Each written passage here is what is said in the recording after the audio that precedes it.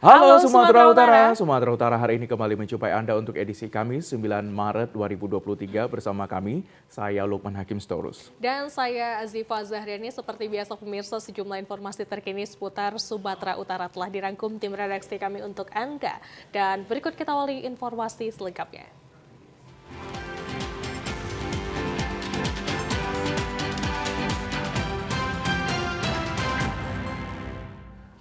Saudara, Polda Sumatera Utara berhasil menggagalkan pengiriman narkoba jenis sabu-sabu sebanyak 46 kg dan ribuan pil ekstasi yang dibungkus dalam karung goni.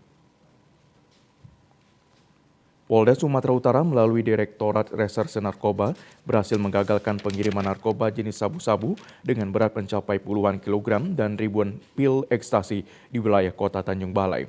Selain narkoba, polisi juga menangkap seorang pria berinisial RM alias Mehmet yang diduga sebagai kurir barang haram tersebut. Narkoba yang sudah dibungkus di dalam karung goni ini ditemukan disimpan di bagian belakang mobil pelaku.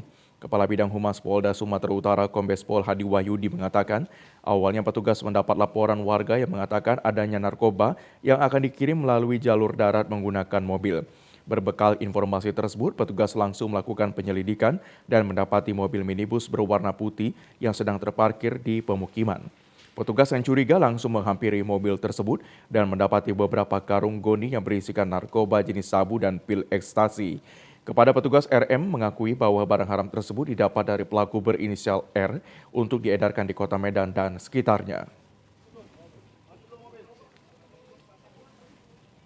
Langsung menyergap dan menggeledah kendaraannya serta mendapatkan lebih dari 5 karung goni, dan setelah dilakukan pemeriksaan ternyata berisi bungkusan-bungkusan plastik yang sudah dikemas dalam bungkusan plastik besar. Itu berisi sabu-sabu dan pil ekstasi. Sabu-sabu itu perkirakan lebih dari 46 kg, pil ekstasi lebih dari 19.000 pil ekstasi. Saat ini pelaku masih dilakukan pemeriksaan di Polda Sumatera Utara. Petugas masih menyelidiki asal-muasal barang tersebut. Ya pemirsa, Detesemen Intelijen Kodam 1 Bukit Barisan menemukan gudang yang diduga tempat penyimpanan pupuk oplosan. Menindaklanjuti pengaduan masyarakat terkait dugaan adanya peredaran pupuk oplosan, Detesemen Intelijen Kodam 1 Bukit Barisan menemukan gudang yang diduga tempat pupuk oplosan di Jalan Budi Luhur, Medan, Helvetia kemarin. Petugas dari TNI Angkatan Darat menemukan ratusan karung yang diduga berisi pupuk oplosan. Karung yang berisi pupuk oplosan terlihat tersusun dalam jumlah yang banyak. Saat dilakukan penggeledahan di gudang tersebut, petugas menemukan pupuk yang telah disusun dalam karung dan siap edar dengan berbagai merek. Petugas juga menemukan barang bukti lainnya seperti alat timbangan, karung, dan penjahit karung. Satuan tugas khusus dari Detesemen Intelijen Kodam 1 Bukit Barisan yang dikomandoi BKIA Kapten Infantri Tommy Marcelino mengatakan, dari keterangan masyarakat, diduga gudang pupuk oplosan tersebut telah beroperasi selama 6 tahun. Dari Dumas, pengaduan masyarakat yang sangat merugikan petani. Menurut pengakuan masyarakat, gudang pupuk oplosan ini sudah beredar, sudah beroperasi sekitar 6 bulan yang lalu. Di dalam gudang tersebut kami temukan timbangan, mesin jahit, kemudian karung-karung yang akan digunakan untuk menampung pupuk oplosan yang berhasil mereka buat sendiri. Pengungkapan peredaran pupuk oplosan oleh Kodam 1 Bukit Barisan merupakan wujud dukungan nyata TNI Angkatan Darat dalam mendukung program ketahanan pangan. 2 hari pasca penerapan pembelian BBM solar subsidi menggunakan QR, sejumlah warga protes dan tidak terima dilakukannya pembatasan. Video tersebut pun viral di media sosial. Section Head Communication Relation Pertamina Patra Niaga Regional Sumpagut kemudian memberi tanggapan. Dalam video berdurasi singkat yang beredar di media sosial, seorang pengendara protes ke petugas Helpdesk yang berada di salah satu SPBU di Kota Medan. Warga tersebut mengeluhkan dengan peraturan Pertamina yang mewajibkan seluruh pengendara yang membeli BBM solar subsidi harus menggunakan QR. Bahkan pengendara tersebut terlihat emosi dan membentak petugas di lapangan. Hampir sama dengan sebelumnya di tempat berbeda, pengendara mobil pickup tidak mau menggeser mobilnya karena tidak diberi izin mengisi BBM solar subsidi karena tidak memiliki QR. Menanggapi video tersebut, Section Head Communication Relation Pertamina, Patra Niaga Regional Sumbagut, Agus Setiawan pun mengatakan pihaknya sudah melakukan sosialisasi pembelian BBM solar subsidi dengan menggunakan QR sejak tahun lalu.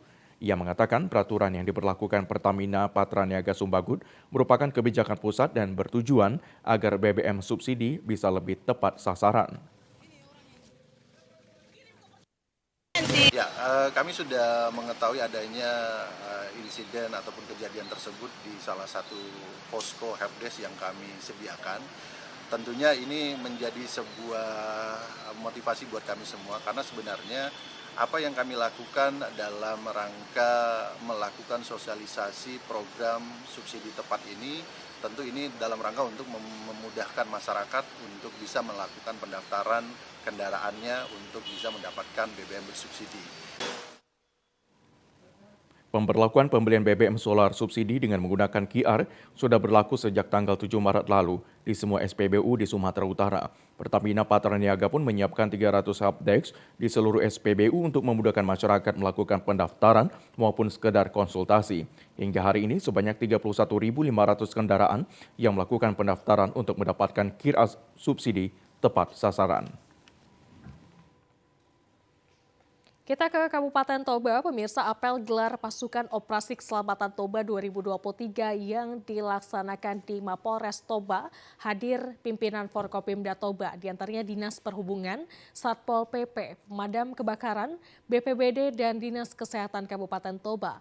Apel bertujuan untuk mengecek kesiapan personil sebelum pelaksanaan operasi keselamatan Toba 2023 di wilayah hukum Polres Toba. Kapolres Toba AKBP Taufik Hidayah Tayeb memimpin apel gelar pasukan operasi keselamatan Toba 2023 di halaman Mapolres Toba. Ops keselamatan ditandai dengan penyematan pita tanda dimulainya operasi keselamatan Toba 2023 kepada 4 anggota perwakilan yaitu Subdenpom L2 Balige, Satlantas Polres Toba, Dishub Toba, dan Satpol PP Toba. Setelah pelaksanaan apel, seluruh personil gabungan TNI Polri dan Pemkab Toba bersama pimpinan Forkopimda Toba melaksanakan rapat koordinasi lintas sektoral. Dalam rangka operasi keselamatan Toba 2023 dengan tema keselamatan lalu lintas yang pertama dan utama. Kapolres Toba Taufik Hidayah Tayeb mengatakan, adapun sasaran dalam operasi keselamatan Toba 2023 untuk mengantisipasi segala bentuk potensi gangguan. Ambang gangguan dan gangguan nyata sebelum dan pada saat pasca operasi yang berpotensi menyebabkan gangguan lalu lintas, kemacetan, dan pelanggaran maupun kecelakaan. Pada operasi ini, Polda Sumatera Utara melibatkan 1.978 personil yang terdiri dari Satgas Polda Sumut 150 personil. Satgas Kewilayahan 1.828 personil. Indikator keberhasilannya antara lain meningkatkan disiplin masyarakat dalam berlalu lintas, menurunkan angka kecelakaan lalu lintas, menurunkan tingkat totalitas pada kecelakaan lalu lintas. Oleh sebab itu, perlu dipedomani dan dilaksanakan antara lain dengan melakukan deteksi dini penyelidikan keamanan. Selain itu, memberikan pembinaan dan penyuluhan kepada masyarakat tentang disiplin dan tata cara berlalu lintas, melakukan patroli di lokasi rawan kecelakaan dan pelanggaran lalu lintas, serta melakukan gakum dan teguran secara humanis dengan menggunakan LT mobil pada tujuan prioritas pelanggaran pemudi, dan diantaranya menggunakan ponsel saat berkendara, pengemudi yang masih di bawah umur, pengemudi dan pengendara sepeda motor yang berbonceng lebih dari 1 orang, pengendara yang tidak menggunakan sabuk keselamatan. Pada kesempatan ini, Kapolres Toba mengucapkan terima kasih kepada personil yang telah melaksanakan apel dan Forkopimda bersama-sama memberikan edukasi kepada masyarakat agar berlalu lintas dengan baik untuk mengurangi kecelakaan berlalu lintas dan memberikan edukasi yang baik kepada masyarakat Toba. Di operasi keselamatan Toba 2023 ini, ya sebagai tugas pokoknya kita melaksanakan preemptif dan preventif. Tapi yang kita kedepankan bagaimana mengedukasi masyarakat khususnya Toba tentang keselamatan berlalu lintas dengan tujuan supaya berkurangnya kecelakaan, pelanggaran dan juga kemacetan, dan juga mendisiplinkan masyarakat Toba dalam berlalu lintas. Keluarga korban tidak terima atas perbuatan para tersangka saat dilakukan adegan rekonstruksi kasus pembunuhan seorang satpam perkebunan yang nyaris ricuh. Adegan rekonstruksi penganiayaan secara bersama-sama yang menyebabkan kematian seorang satpam perkebunan swasta kelapa sawit nyaris ricuh di aula gedung serbaguna Polres Labuan Batu. Pasalnya istri dan keluarga korban yang menghadiri rekonstruksi meluapkan emosi saat melihat para tersangka pengeroyokan yang akan menjalani rekonstruksi. Sebelumnya Hasrat Siregar, 49 tahun, karyawan swasta selaku Danton Satpam di perkebunan swasta Padang Halaban, warga Dusun 3 Desa Perkebunan Brusel Merbau, Labuan Batu Utara, tewas mengenaskan di rumah sakit saat menjalani perawatan medis dan mengalami luka pada kaki kanan terkena kampak usai dianiaya oleh kawanan pencuri kelapa sawit pada 15 Januari 2023 lalu. Istri korban Ari Susilawati meminta agar para tersangka dihukum seberat-beratnya dan berharap pihak kepolisian dapat segera menangkap pelaku lain yang telah ditetapkan sebagai DPU dalam kasus tersebut. Harus dilanjutkan, masih dicari yang lain sebanyak-banyaknya. Saya belum puas, Pak. 30 orang. Karena 30 orang membunuh, kalau hanya 5 orang, Pak, dia tangguh sendiri. Sebanyak-banyak yang perempuan 2 lagi, Pak, harus dicari. Yang bawa tojok itu perempuan harus dicari. Dan yang lain, yang DPO harus dapat semua. Kalau enggak, saya demon sama keluarga saya semua. Jumlah semuanya berapa Bu tersangka? Mungkin 30 orang, Pak. Karena belum jelas nama-nama semua. Yang jelas cuma 11 orang. Itu pun belum dapat semua. Hanya 6 orang atau 7 orang, Pak, yang dapat. Informasi seputar Sumatera Utara hari ini masih akan hadir usai jeda pariwara berikut ini. Tetaplah bersama kami di Sumatera Utara hari ini sore.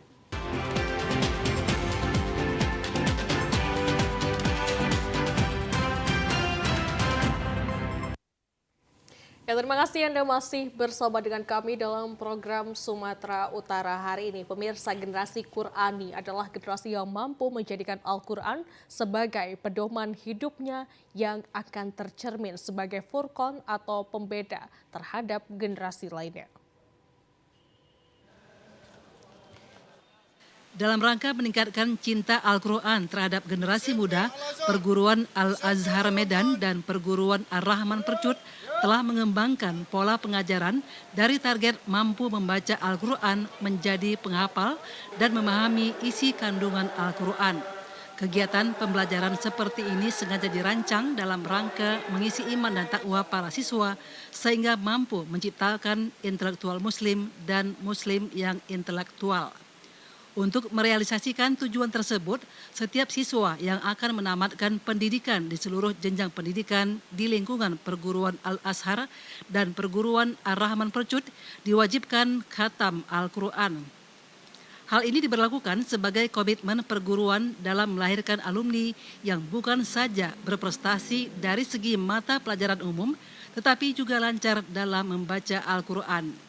Pembina Yayasan Hajah Rahma Nasution, Haji Mayujar Nasution pada acara Khataman Al-Quran Akbar Perguruan Al-Azhar Medan dan Perguruan Ar-Rahman Percut di Masjid Raya Al-Mashun Medan kemarin mengatakan, dengan adanya program membaca Al-Quran dan mendalami isi kandungan Al-Quran, siswa terbiasa menjadikan Al-Quran sebagai pedoman hidup agar senantiasa mendapat rahmat dan berkah baik sebagai pribadi yang profesional maupun dalam kehidupan keluarga masing-masing.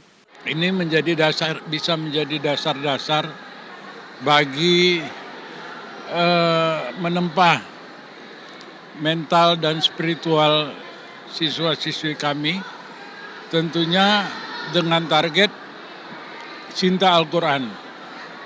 Dari mulai pembiasaan membaca, menghafal, dan mengartikannya, serta diharapkan dapat mengamalkannya dalam kehidupan sehari-hari dan di masa depan.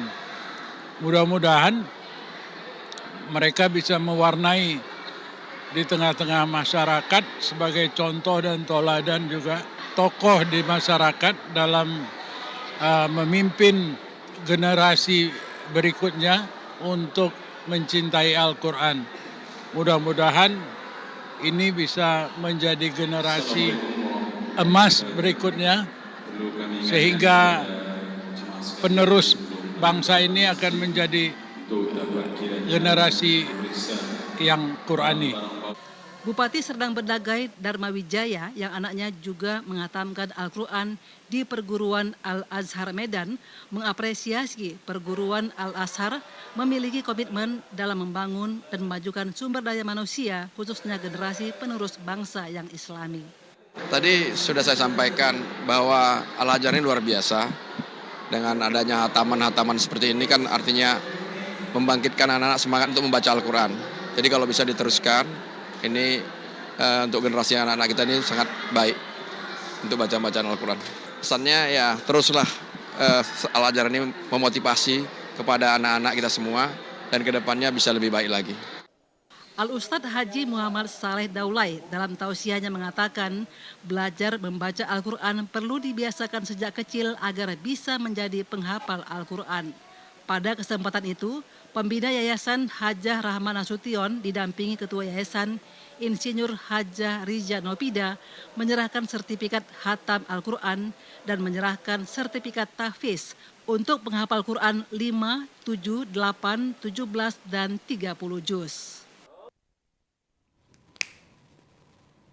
Ya saudara, guna menghasilkan generasi berakhlak mulia dan bermanfaat bagi masyarakat dibutuhkan pendidikan berkarakter Islami sejak dini, terwujudnya kemandirian dalam membangun bangsa Indonesia maju di era globalisasi. Pendidikan karakter Islami merupakan upaya pembentukan kepribadian dilakukan oleh tim pengajar kepada peserta didik dalam membentuk moral, etika, dan rasa berbudaya yang baik memiliki akhlak mulia di sekolah. Pembentukan karakter Islami terhadap generasi muda tersebut, penerapannya dilakukan Madrasah Sanawiyah dan Madrasah Aliyah, Laboratorium Universitas Islam Sumatera Utara. Pendidikan dalam Islam tidak hanya memperoleh ilmu selama di bangku sekolah, namun ada yang lebih baik, diantaranya adalah pembentukan karakter beradab atau memiliki akhlak mulia. Karakter merupakan nilai perilaku manusia yang berhubungan dengan manusia dan Yang Maha Esa, diri sendiri, sesama manusia, lingkungan, dan kebangsaan diwujudkan dalam kecerdasan pikiran dengan perbuatan di kehidupan bermasyarakat. Kepala Madrasah Aliyah Laboratorium UIN Sumatera Utara, Medan, Zuni Darsinaga mengatakan pendidikan karakter merupakan hal yang penting bagi pembelajaran di sekolah, terwujudnya generasi muda berakhlak mulia. Salah seorang pelajar berprestasi, Zakia Juliani Putri, mengatakan banyak hal pembelajaran pendidikan karakter selama mengikuti bangku sekolah untuk melanjutkan perkuliahan. Pendidikan karakter yang kita bangun di sini adalah untuk bagaimana supaya siswa-siswa kita selain dia mengejar akademis, tapi tetap siswa kita juga mengejar hal-hal yang bersifat kreatif, inovasi, serta kegiatan-kegiatan entrepreneur lainnya.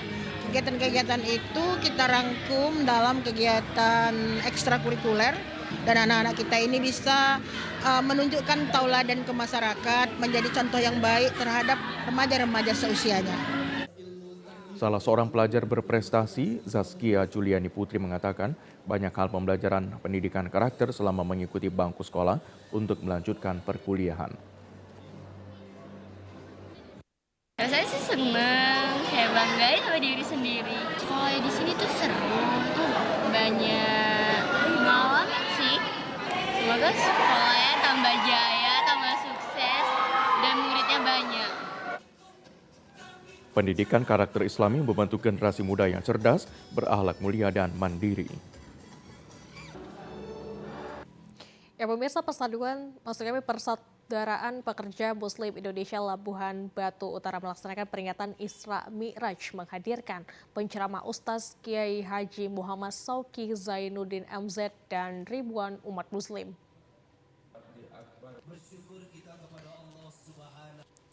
Peringatan Isra Mi'raj dilaksanakan di halaman MTS Ad-Darut Tauhid, Desa Pangkalan Lunak, Kecamatan Kuala Ledong, Kabupaten Labuhan Batu Utara pada Selasa malam.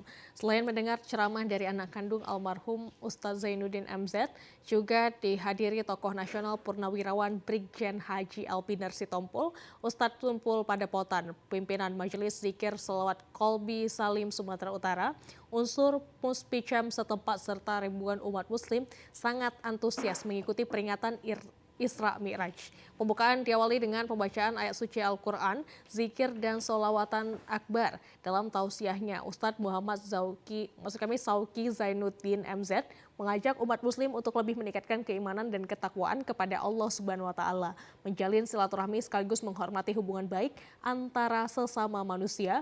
Dan Ketua Umum PPMI Sumatera Utara Herman Saragih menjelaskan, selain menggelar sholawatan zikir akbar serta peringatan Isra Mi'raj 1444 Hijriah, juga menyambut datangnya bulan Ramadan. Selain itu pihaknya juga melakukan sosialisasi terbuka dengan tujuan mengajak seluruh warga Kecamatan Ledong bersama-sama memperjuangkan hak-hak normatif pekerja. Dan malam hari ini adalah malam puncak, yaitu peringatan Tabligh Akbar, peringatan Isra Mi'raj Nabi Muhammad SAW 1444 Hijriah. Ya, pertama kita ingin sosialisasi secara terbuka kepada masyarakat apa tujuan persaudaraan pekerja Muslim Indonesia. Dan selanjutnya adalah mengajak seluruh masyarakat pekerja di Kecamatan Kuala Ledong untuk berjuang bersama-sama untuk memperjuangkan hak-hak normatif pekerja. Pada kesempatan tersebut, Persaudaraan Pekerja Muslim Indonesia PPMI kedepannya berupaya memperjuangkan hak normatif pekerja, khususnya di Kecamatan Kuala Ledong, di mana selama ini masih banyak ditemukan para pekerja tidak menerima haknya sesuai undang-undang yang berlaku. Ratusan siswa sekolah dasar mengikuti pekan olahraga di lapangan sepak bola Kelurahan Bakti Karya Kecamatan Binjai Selatan, Kota Binjai kemarin sore. Pekan olahraga ini bertujuan sebagai seleksi bagi siswa sekolah dasar untuk mengikuti Olimpiade Olahraga Siswa Nasional O2SN. Ratusan siswa yang berasal dari 34 sekolah dasar yang ada di Kecamatan Binjai Selatan mengasah keterampilan pada dunia olahraga tradisional dan olahraga prestasi. Berbagai cabang olahraga dipertandingkan, di antaranya sepak bola, renang, catur, trompa, dan gobak sodor. Merupakan cabang olahraga yang akan dipertandingkan pada O2SN tingkat Kota Binjai dan tingkat Provinsi Sumatera Utara. Selain ajang seleksi O2SN, pekan olahraga SD ini juga untuk mengantisipasi kenakalan remaja dan maraknya peredaran narkoba serta penggunaan gadget yang berlebihan sejak usia dini. Untuk itu, para generasi muda harus diberikan berbagai kegiatan positif, salah satunya dengan olahraga yang nantinya akan meraih prestasi, sehingga tidak terjerumus kepada hal-hal bersifat kriminalitas. Ketua Panitia Pekan Olahraga Agung Wiratama mengatakan, untuk seleksi O2SN tingkat Kota Binjai dan Provinsi Sumatera Utara memiliki klasifikasi umur yakni 10 tahun dan masih duduk di kelas 5 sekolah dasar. Sehingga sejak usia dini, anak-anak sudah memiliki jiwa sportivitas dan gemar berolahraga. Nantinya akan meraih prestasi yang membanggakan baik bagi orang tua maupun daerah asalnya. Kita pastinya tentunya menumbuhkan anak-anak yang mempunyai jiwa olahraga, jiwa sportif, pantang menyerah, ya kan? Dan yang paling penting tidak terlibat pada kenakalan ataupun narkoba, ya kan? Karena semarak kali narkoba ini akhir-akhir ini di lingkungan kita. Pelaksanaan Pekan Olahraga Sekolah Dasar se-Kecamatan Binjai Selatan ini dilaksanakan selama 3 hari dengan menerapkan pertandingan setengah kompetisi. Pemirsa, kami akan segera kembali dengan informasi menarik lainnya. Tetaplah bersama kami di Sumatera Utara hari ini sore.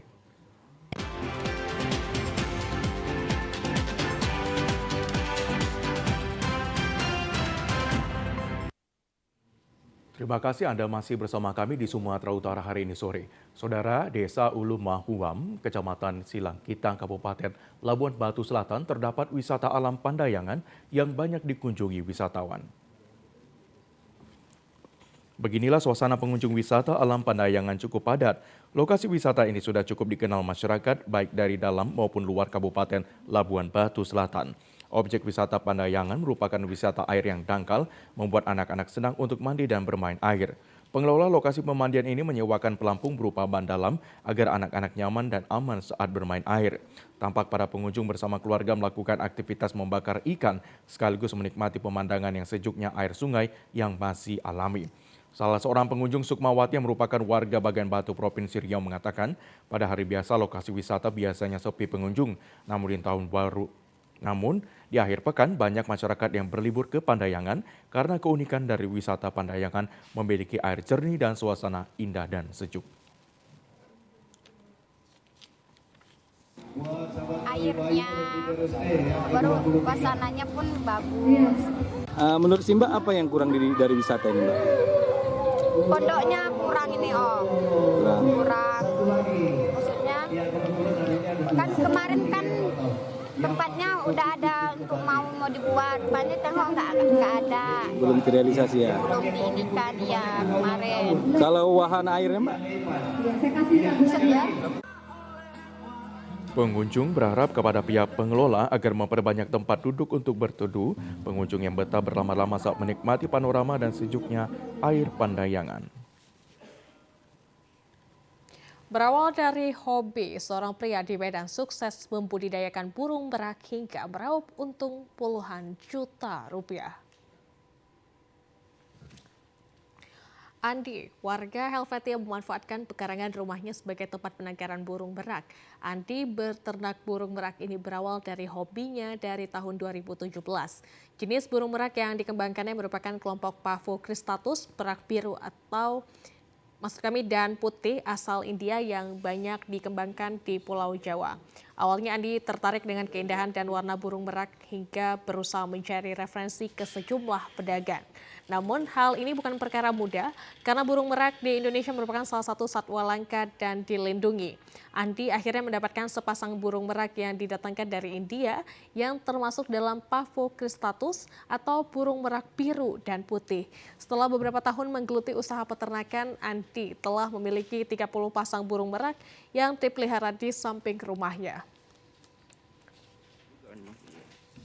Ini hanya buah sayur itu tetap kita kasih supaya bulunya cantik bagus gitu kan. Pelet rutin hari seperti dia pengganti macam nasi gitulah kan. Jadi itu pakai pur 511 atau pur BB namanya. Itu tergantung peminat. Ada yang umur 1 bulan, 2 bulan, 3 bulan. Tergantung. Dan ini juga hewan juga tidak dilindungi. Ya, memang jenis merak. Yang dilindungi hanya merak hijau, Pavo cristatus. Untuk perawatan burung eksotis ini tidaklah sulit, namun perawatannya sedikit berbeda dengan hewan lainnya. Untuk anakan yang berusia 2 hingga 1 tahun harus ekstra hati-hati karena anak burung merak rentan terkena penyakit seperti kutu dan cacing. Namun dengan usahanya yang keras, Andi mendapat mengatasinya.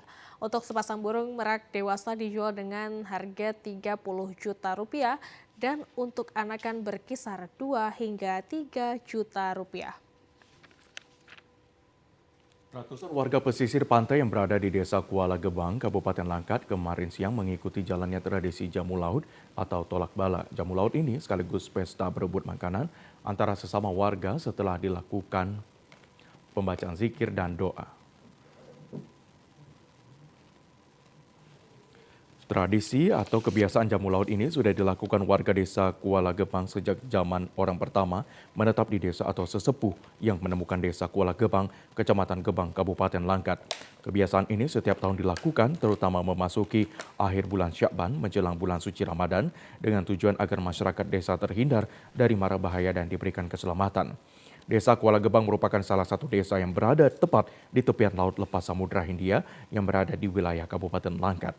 Para penduduk yang menetap di Desa Kuala Gebang merupakan nelayan yang menggantungkan hidup dari hasil laut sebagai nelayan pencari ikan. Untuk itu, menurut petua orang terdahulu, perlu dilakukan pesta jamu laut, sembari zikir dan memohon doa kepada Allah Subhanahu wa Ta'ala agar terhindar dari bahaya yang mengancam keselamatan diri dan keluarga, terutama saat mencari ikan di laut. Pemuka adat kampung Abdullah mengatakan, jamu laut ini merupakan tradisi para leluhur, tidak ada kaitannya dengan bid'ah dalam agama Islam atau melaksanakan sesuatu yang belum pernah dilakukan pada zaman Nabi Muhammad SAW. Hanya bermohon kepada Allah agar diberikan keselamatan sembari makan bersama penduduk desa. Meneruskan leluhur kita, adat budaya. Saya hanya untuk menyambung dari leluhur saya yang sudah lama kita tinggalkan. Hanya untuk menjalankan. Semua itu kita tergantung kepada Allah Subhanahu wa Ta'ala. Mohon keselamatan kita dan murah rezeki jauhi bala dari kampung kita. Hanya itu. Setelah kita menyembelih kambing, sakralnya udah dikasih abad-abad kemudian supaya jangan ada masyarakat siapapun untuk beraktivitas sebatas desa kita. Selebih itu terserah. Kalau ada keluar boleh, tapi jangan keluar masuk. Kalau masuk, masuk aja. Kalau keluar, keluar aja. Usai pelaksanaan jamu laut, ratusan masyarakat desa menggelar makan bersama dan makanan yang sudah disiapkan panitia harus dihabiskan dan tidak boleh dibawa pulang ke rumah. Ya pemirsa, berikut akan kita saksikan informasi perkiraan cuaca esok hari dari Badan Meteorologi, Klimatologi, dan Geofisika wilayah 1 Medan.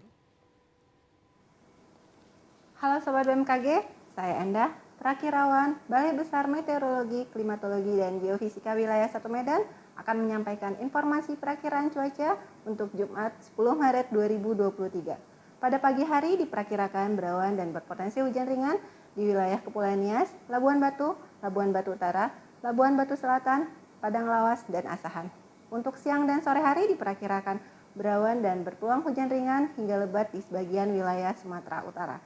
Untuk hujan lebat berpotensi terjadi di wilayah Pakpak Barat, Dairi, Tapanuli Tengah, Sibolga, Tapanuli Utara, Tapanuli Selatan, Padang Lawas, Padang Sidempuan, dan Humbahas. Untuk malam hari diperkirakan berpulang hujan ringan hingga lebat di sebagian wilayah Sumatera Utara.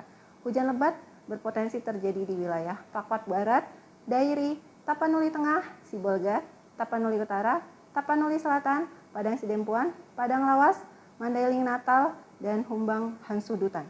Untuk dini hari diperkirakan berawan banyak di wilayah Sumatera Utara dan berpotensi hujan ringan di wilayah Deli Serdang, Serdang Bedagai, Asahan, Labuhan Batu Utara, Labuhan Batu Selatan, Labuhan Batu, Dairi, Pakpak Barat, Tapanuli Tengah, Sibolga, Tapanuli Utara, Tapanuli Selatan, Padang Sidempuan, Padang Lawas, dan Kepulauan Nias. Untuk suhu udara berkisar 16 hingga 32 derajat Celcius dengan kelembapan udara 60 hingga 98%. Dengan kecepatan angin 10 hingga 30 km per jam dari arah barat laut hingga timur laut. Untuk titik panas di wilayah Sumatera Utara terpantau 1 titik panas di wilayah Tapanuli Selatan. Untuk Sobat BMKG, tetap waspada hujan sedang hingga lebat disertai angin kencang dan badai petir di wilayah Pantai Barat, lereng barat, pegunungan, dan sebagian lereng timur dan dari Sumatera Utara. Demikian perakiraan cuaca Jumat 10 Maret 2023. Terima kasih dan sampai jumpa. Dan pemirsa, berikut kami sampaikan informasi yang kami rangkum dalam segmen Lintas Andalas.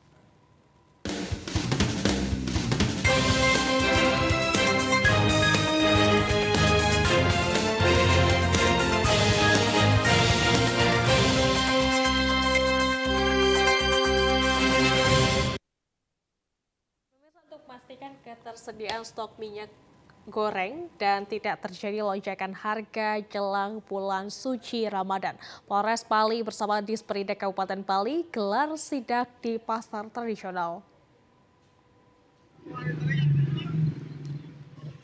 Tim gabungan Polres Pali Disperindak dan Inspektorat Kabupaten Pali melakukan sidak ke pasar tradisional Kabupaten Pali guna memastikan ketersediaan stok minyak goreng tersedia dan harga stabil menjelang bulan suci Ramadan. Kanit Pidana Khusus Polres Pali Ibda Bambang memastikan saat ini stok minyak goreng curah dan premium tersedia. Aparat menegaskan pengecer atau pedagang sembako untuk tidak melakukan penimbunan minyak goreng jelang bulan suci Ramadan.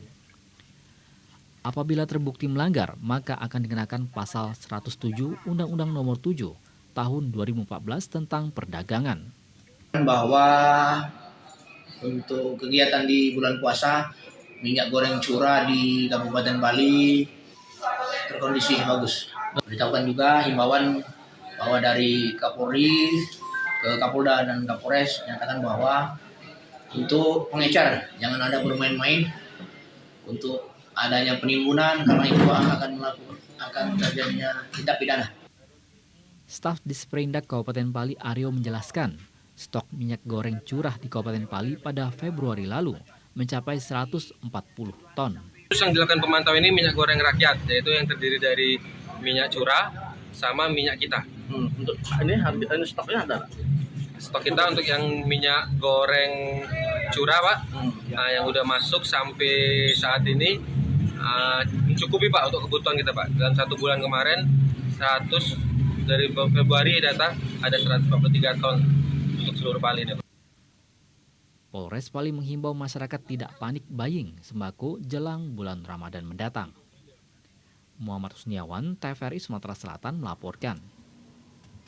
Menjelang Ramadan, Dinas Sosial Kota Palembang akan melakukan patroli rutin untuk meminimalisir maraknya anjal dan pengemis di pinggiran jalan maupun di persimpangan lampu merah.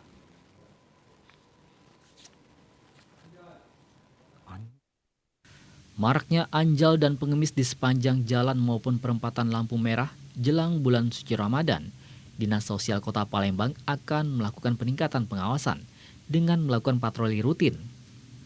Patroli dilakukan pada 14 titik lampu merah yang ada di Kota Palembang. Anjal maupun pengemis yang tertangkap tangan akan dimina serta diberikan edukasi terkait bahayanya meminta-minta di perempatan lampu merah. Jelang bulan puasa ini saya kira sama seperti kita di hari-hari biasa.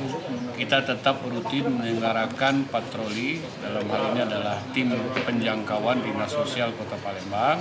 Kondisinya seperti apa ya akan kita coba lakukan pembinaan, bukan penertiban tapi pembinaan. Justru kita berikan edukasi arahan bahwa seyogyanya kalau itu di lampu merah sangat berbahaya, membahayakan daripada pengendara kendaraan itu sendiri. Aparat menghimbau masyarakat dan pengguna jalan agar tidak memberikan uang.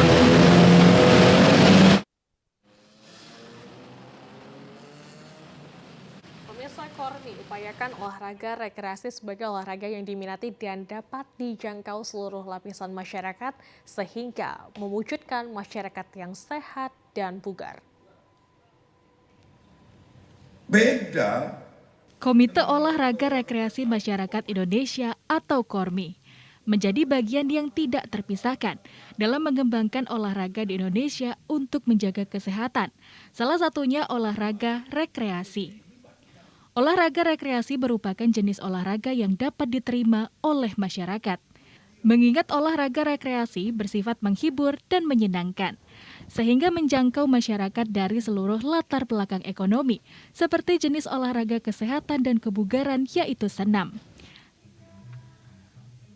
Hingga jenis olahraga tradisional dan kreasi, salah satunya enggrang.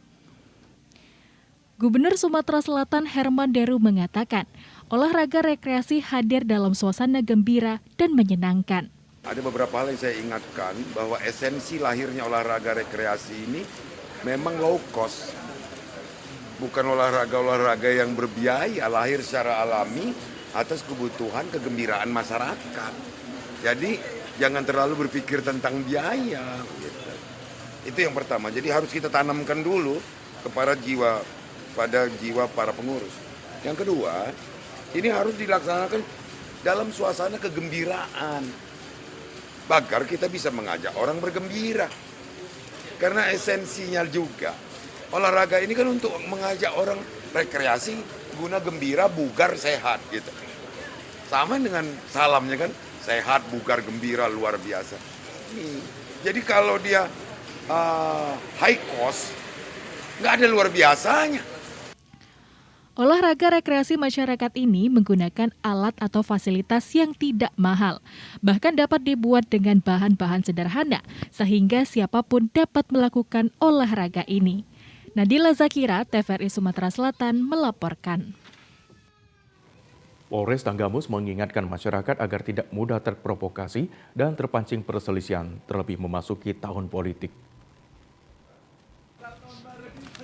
Kapolres Tanggamus AKBP Siswara Hadi Chandra kembali mengadakan pertemuan dengan tokoh masyarakat di Bumi Begawi Jejaba. Pertemuan tersebut membahas tentang bahaya narkoba yang kembali tinggi di Kabupaten Tanggamus dan mulai merambah ke wilayah pelajar. Kapolres Tanggamus AKBP Siswara Hadi Chandra kembali mengingatkan masyarakat untuk tidak mudah terpancing isu yang membahayakan keamanan dan ketertiban masyarakat terlebih jelang Pilkada serentak tahun 2024 mendatang. Di kesempatan itu, Kapolres membagikan belasan paket sembako dan biaya pembinaan kepada para anak yatim. Untuk santunan tadi, mudah-mudahan kita dengan kehadiran kita bisa turut meringankan beban saudara-saudara kita. Tidak banyak, tapi semoga bisa membantu untuk bisa memberikan semangat kepada adik-adik kita untuk terus melanjutkan pendidikan hingga menjadi orang-orang terbaik di masanya nanti. Amin. Untuk di tahun politik ini, kepada seluruh peserta kontestasi, mari kita rawat kebersamaan, mari kita rawat keberagaman yang sudah ada di tengah-tengah kita.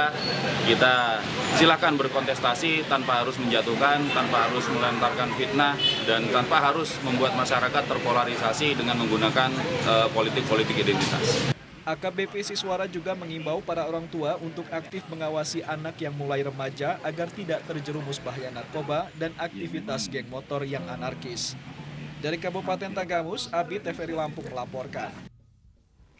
Informasi tadi mengakhiri jumpa kita di Sumatera Utara hari ini sore. Mewakili kerabat kerja yang bertugas, saya Lukman Hakim Storus. Dan saya Ziva Zahrini, selamat sore dan sampai jumpa.